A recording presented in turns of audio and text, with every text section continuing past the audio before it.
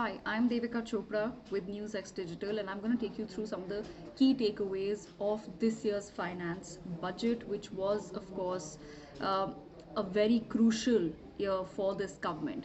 Now, the overall theme is the Viksit Bharat pride and confidence. The finance minister said that in 2014, the country had a lot of challenges, but the government actually overcame those challenges and undertook structural reform, pro-people reforms. Conditions for jobs and entrepreneurship were also set in place, and she said that the fruits of development have now started reaching people at scale, and the country has got a new sense of purpose and hope. How exactly has the government delivered on that? Let me take you through the next bit. First message is that India is doing well on all fronts. If we were to talk about the fiscal deficit, it's at 5.8% of the GDP.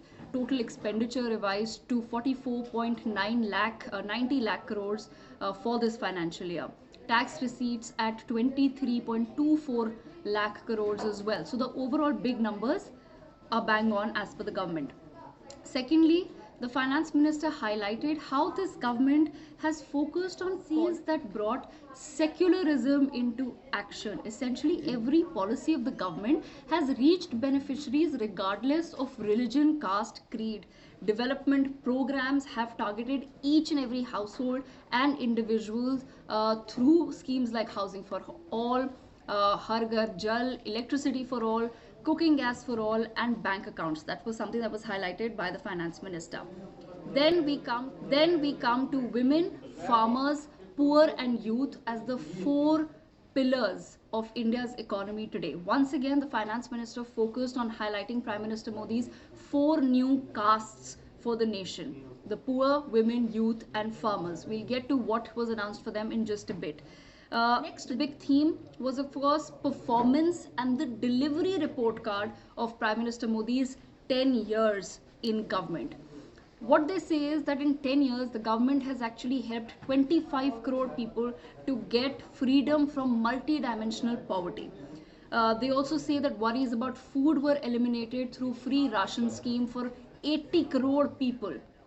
Direct benefit transfer of rupees 34 lakh crore using the PM Jandan Yojana for farmers. They've spoken about making triple talaq illegal, one-third of women's reservation in the Lok Sabha and state assemblies, and also giving over 70% of houses under PM Awas Yojana in rural areas to women as the sole or joint owners, which has helped improve their dignity. Female enrollment in higher education has gone up by 28% in the past 10 years. If we were to look at the aviation sector, they say that they've galvanized in the past 10 years and that the number of airports has increased to 149. Indian carriers have proactively placed orders for over 1,000 new aircrafts. 517 new routes are now carrying 1.3 crore passengers. So that's basically some aspects of the 10-year report card. The other was the fact that projects are now being completed through good management and also ending waste being the mantra. They've said that the new GDP stands for governance, development, and performance. So projects that are being announced are being delivered in a timely manner. One example of that could possibly be the new highways and the road projects like the recent Atal Setu that we've seen in Maharashtra. The next big aspect of this budget was how India is actually on the road to end abject poverty and the quagmires of Bijli Sadak Pani. As I said, 25 crore people have gotten freedom from multi-dimensional poverty. PM Janman Yojana has reached out to particularly vulnerable tribal groups. PM Vishwakarma Yojana has provided end-to-end support to artisans, craftspeople. Then there is a scheme for empowerment of Divyang or transgender people, which is also reflecting the government says it's resolved to leave no one behind. The next aspect where they spoke about big entry into global finance and a strategic look at India's global trade. The finance minister says that FDI now stands for First Develop India.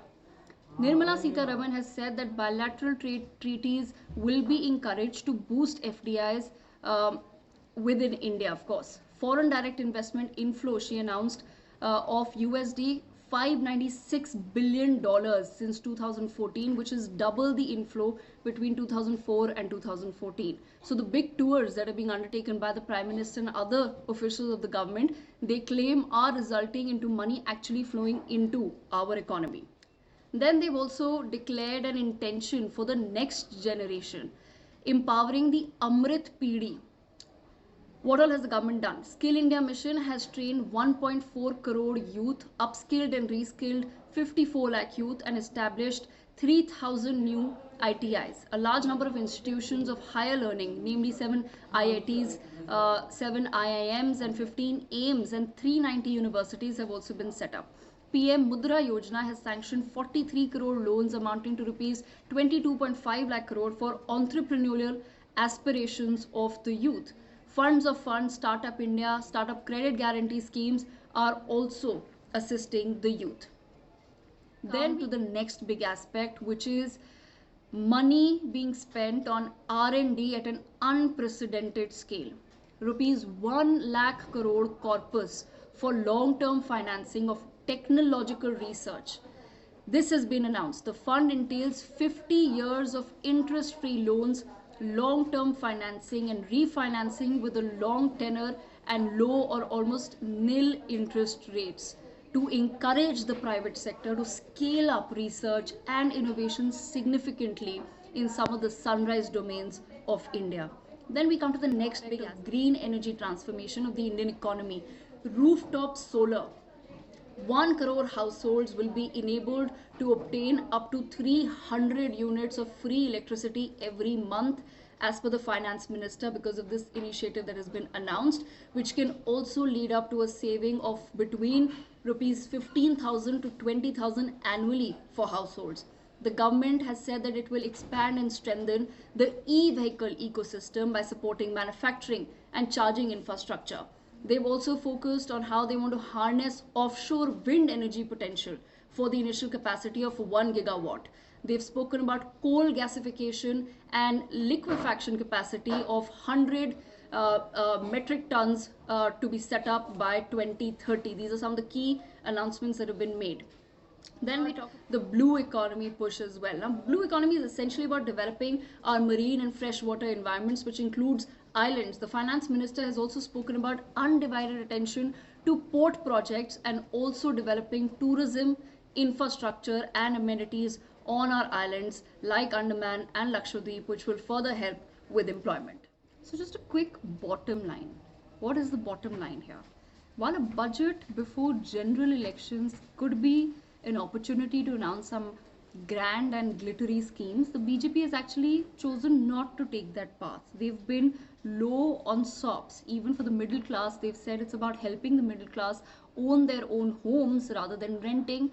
There have not been any announcements in terms of change to tax slabs really, but the focus has instead been on being high on delivery, to highlight what was announced and what has been delivered and how the targets for certain schemes have in fact increased. They've said that they've already made 4 crore homes for the poor, and now they've added another target of 2 crore homes. As far as Lakpati Didis are concerned, the target has been increased from 2 crore to 3 crore. Anganwadi and Asha workers have now been brought under Ayushman Bharat. So essentially, this particular budget was all about this government highlighting what is it that they've done in the past 10 years, how they've laid the foundations for New India, and how they now want to continue adding further targets to the existing schemes while also focusing on certain new areas like green energy, like a blue economy, and also of course, like I said, that one big announcement of a huge corpus of funds being put aside for R&D and innovation in India.